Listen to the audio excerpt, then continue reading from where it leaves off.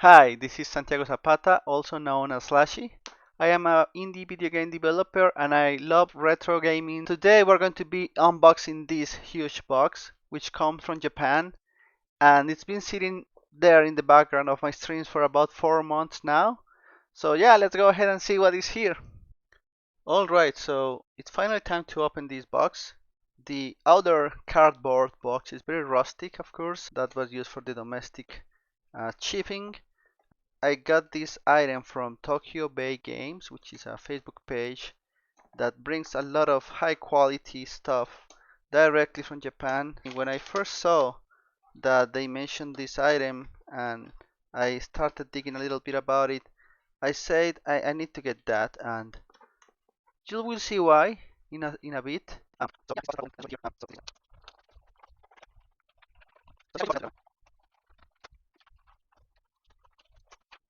Alright, so it was like two boxes pasted together with tape. Anyways, here it is. It's the Famicom Family Basic.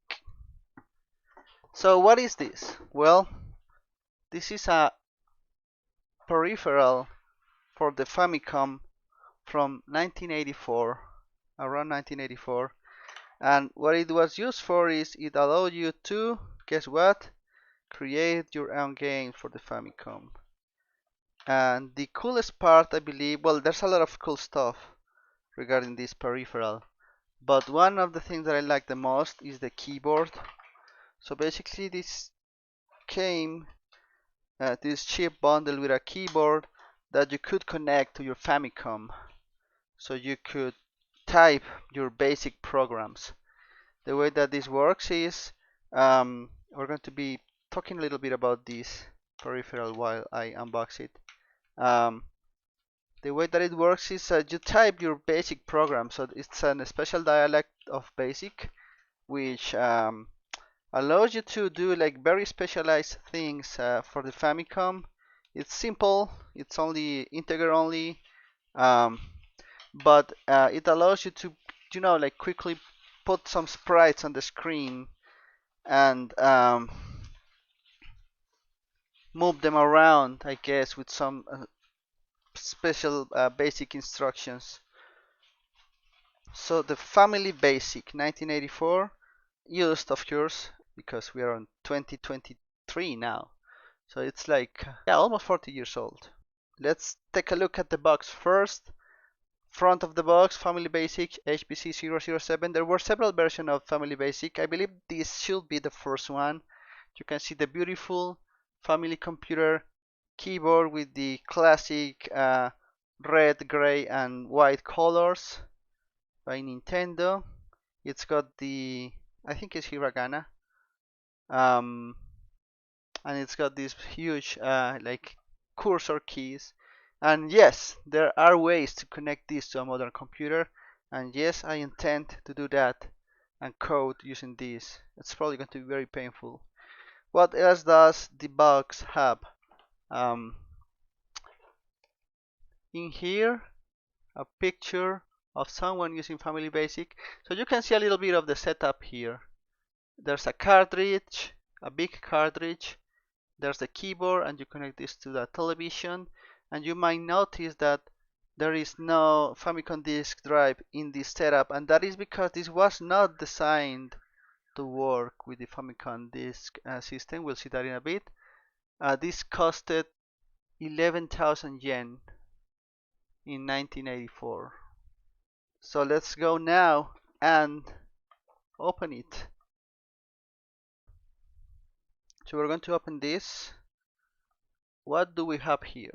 So we have this leaflet, I guess, and of course I don't know Japanese. And what is this? Is it promotional or is it just like some very simple instructions? Yeah, it's like a quick start, I think. And it says what can be done with these. So you can see here there are some sprites, some Mario sprites moving around. I believe it comes bundled with some sprites. Not sure if you can create your own sprites. There you can see some basic code here. It's moving that sprite some elements every time. Yeah, it's like a quick start reference. And in here you can see this is sweet. So I believe these are the sprites that come bundled with it. So it's Mario from Mario Brothers, a couple of chips. This is not Koopa Troopa. This has a different name in Mario Brothers, but I forgot. Yeah, these are like the enemies in Mario Brothers. There's like a kind of, and again, is it Pauline? I don't know, but it looks like the princess from Donkey Kong. Some other enemies, penguins from Arctic Adventure, looks like it. A car, huh? This looks interesting. A Formula type car. Maybe I will use this to create some game that is set on the Formula Proc universe. Now, what else? Right, so this is important. This is probably some advertisement to get a Famicom data recorder. This is very different, uh, completely different than the disk system. And you know, personal computers from back then used to have like cassettes, data cassettes that you could record stuff. So basically, the setup, a complete setup with this, would include the data recorder, and then you would type your programs once, then store them into a cassette, and then you would load them into the game, um, into the program, and then run them. So actually, you can use a broad array of normal cassette recorders. I understand there is nothing super special about this one. It connects via some normal audio interface that you would use to like listen to cassettes, um, or record cassettes like an input. But yeah, this is branded, so this is also a cool peripheral and very hard to find, I think. Then we have the crown jewel, this huge manual for Family Basic. In the background we can see again the reference of the sprites. So Mario is, you know, sprites on NES are 8 by 8, but normally that's like the sprite size, but I forgot the actual um, word, but basically you almost always group them in groups of 2 by 2 to create 16 by 16 sprites, like big sprites. Yeah, the NES plays around a lot with the 8 by 8 or 16 by 16 sprites. So for example, here we can see that the formula type car is sprites 120, 121, 22, and 23. Looking to the left. And there's an animated version, so you can do a sprite animation between these two for it to look like it's running, I guess. Yeah. And there's also some smaller sprites here, 8 by 8, probably for UI or something like that. Okay. This is a beautiful manual. You can see that it's got that classic style of manuals from the 80s. The installation, including how to set up the recorder so that you can record your programs. How to connect it, what you see first when you connect, the Family Basic cartridge, which seems to have a switch for something, backup switch, huh? Not sure what that's about. I will need to research a lot. Mario is here telling us, instructing us to pay attention to the things. Um, Reference for the keyboard. It's got 8 function keys. Yeah, it's a normal QWERTY keyboard. QWERTY, whatever. Then there's some screens here, like when you start. There's a calculator, and there's the actual basic prompt where you can input your basic commands. Yeah, this is just a reference of how everything works. Calculator board, so if you want to calculate using the Famicom, you can use that. It's like a real-time execution. It executes the instructions in real time. It also has a message board, so basically if you want to leave someone a message in your NES, in your Famicom actually, you can type it and leave it there. And yeah, like if it was a message board, expensive message board. And here is something interesting, music. It also allows you to create some music. And one thing that I have read is you cannot actually use this music in your games. Um, it's just like a creative part, which is weird, right? You know, the idea with this family basic peripheral was to power up your Famicom so that it was more useful as a like a personal computer from the early 80s. Um, but here's some interesting data.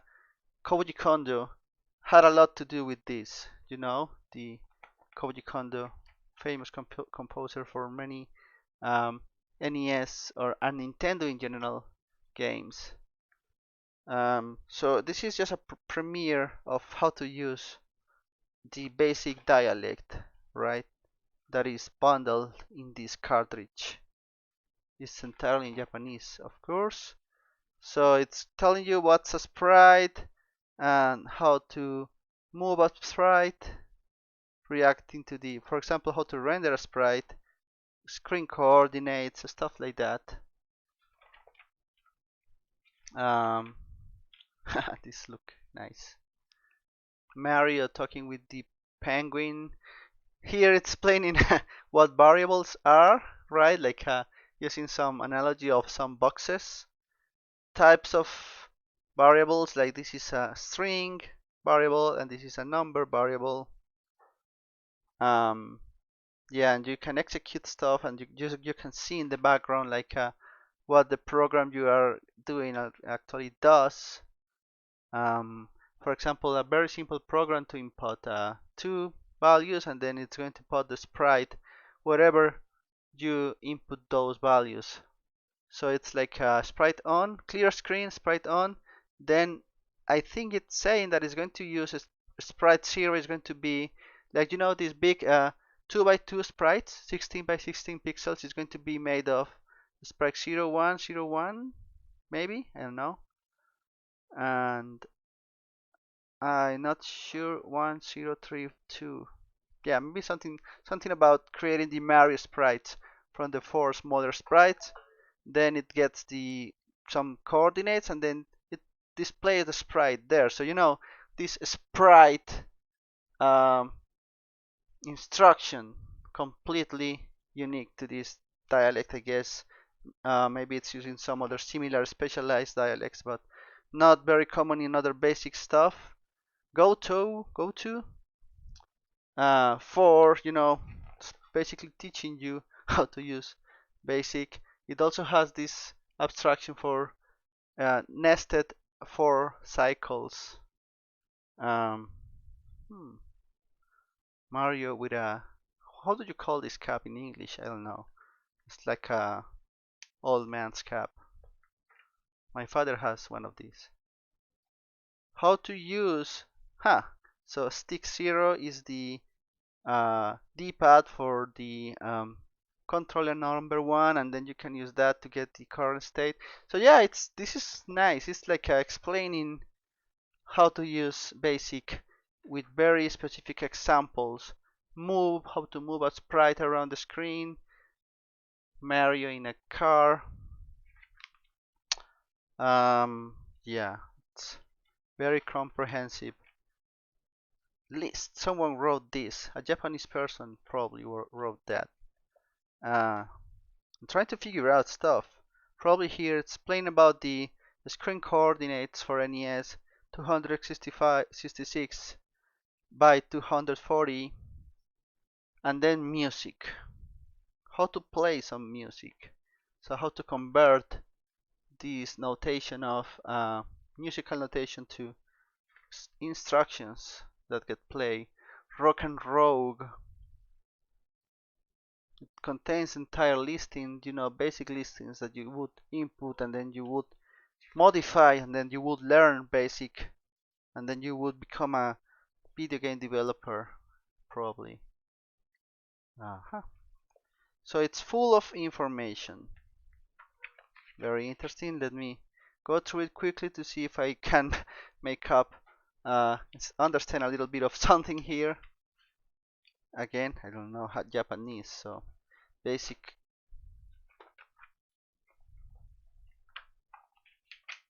These are listings, actual listings of sample programs. Yeah, sample programs that you would input there, and then you will see how they worked.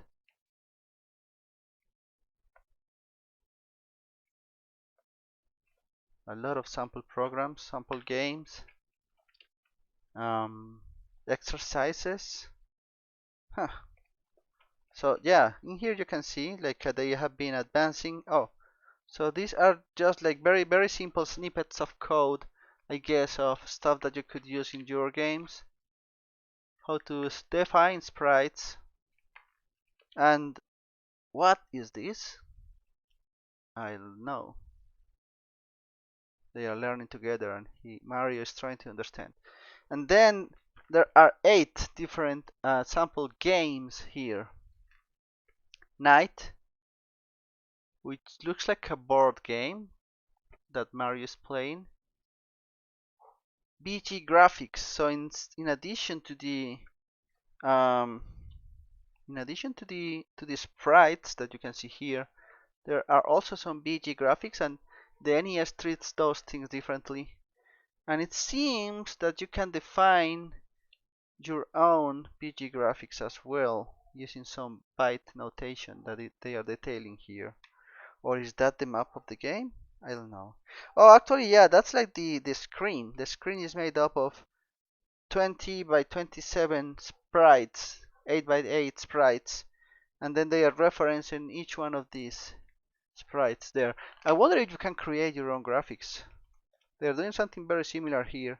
You see that this is like a format for a single screen of on the NES, and then it's being rendered here. So it's like the byte representation, and then the other one.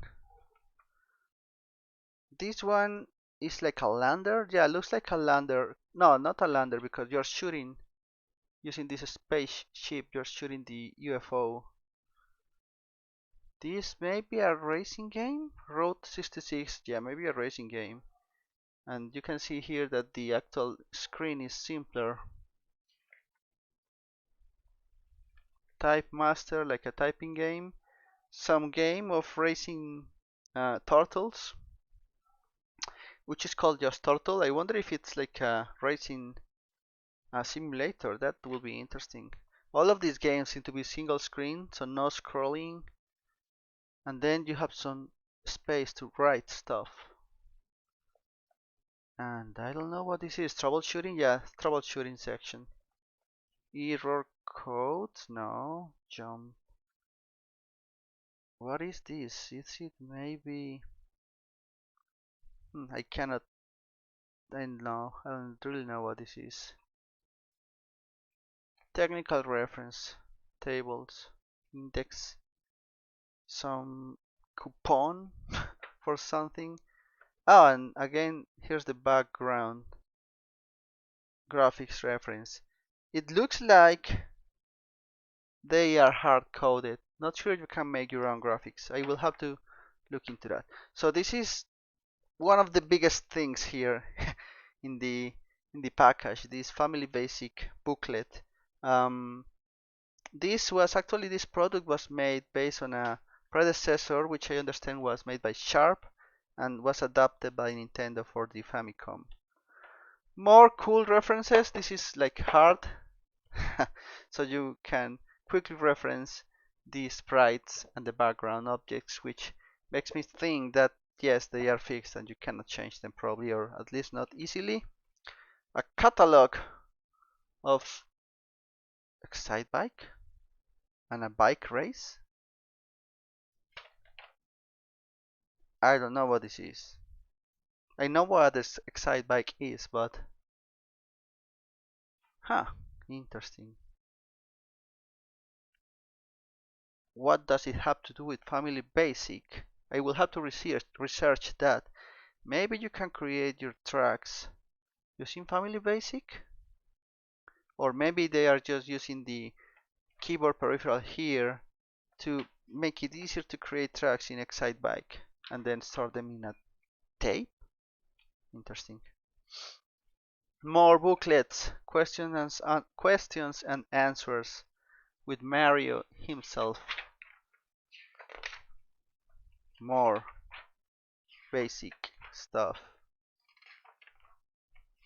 Exercises? Maybe. Questions and answers. This is a big package. A lot of stuff to see here. This is just padding. And this is the keyboard and the cartridge. So let's look at the cartridge first. It's very different. I'm not sure if there are. I don't think that this was a normal or a common format for Famicom games, because normally they are much shorter, like this big. So this is much bigger. So this is the normal size of a Famicom cartridge, and this one is like 1.5 maybe times higher. Yeah, it's not the double, but a little bit bigger. So yeah, and it has this switch. Backup is on, and it has batteries. Yeah, it needs a couple AA batteries. What for? I cannot think. But yeah, 1984 Family Basic. This is the classic layout for very early Famicom games, especially like the official ones made by Nintendo. This Ziploc bag doesn't look like something that would come with this, but cannot be sure about that. Management calendar. Yeah, I don't know what this is. What is this for? Probably what's just added afterwards. And finally we have the keyboard. So we're going to take it out carefully. Let's reposition the box. And the keyboard, let's remove the styrofoam protectors. And I'm really curious to see how this feels. So it's pretty bulky, like it's super high. It's not flat at all, it's super high.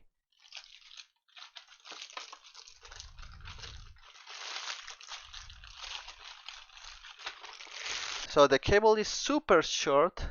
It has these pin connectors, and which I think are unique to the Famicom. It's a serial connector, but I understand that the interface that it uses is pretty simple. Hence the possibility of easily modding it to work in other computers, like with a USB interface or something like that. It doesn't feel terribly bad. I could work on this. I could. Oops. Well, it doesn't have backspace. Delete, delete, delete, delete. Okay, Slashie rules. Class Famicom. I think maybe it's a bit tiny. Yeah, the keys are super tiny, very small compared to a normal keyboard. You can see that the keys are much bigger, but it doesn't feel cheap. Like it feels definitively pretty good to type.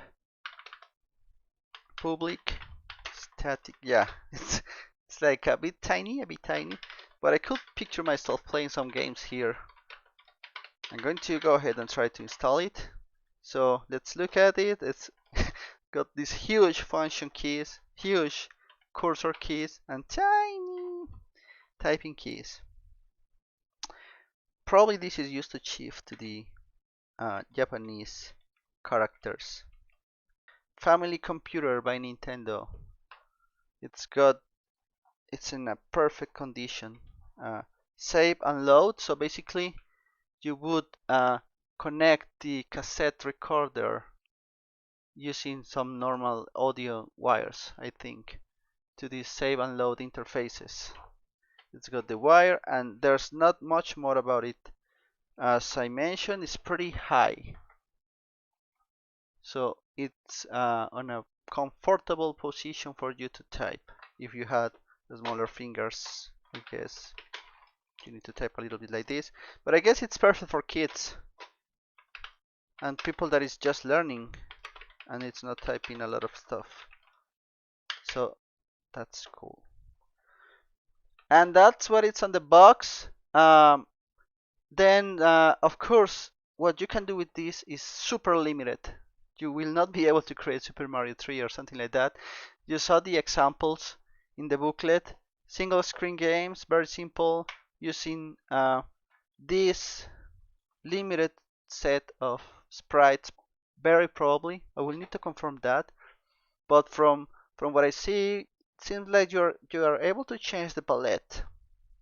So see here, for instance, they are showing some examples of reusing the same sprite to make a Mario and Luigi. Right. But yeah, and then this, maybe there's four or yeah, like four user definable sprites. Everything is just made up in the air until I find out more information. So that was Nintendo Family Basic. Cool peripheral from 1984. Please let me know in the comments if you want me to create something using this. Plug this into a Famicom and do some basic and try to move a sprite around the screen. I don't know. Remember to subscribe to the channel and I will see you in the next video. Thank you.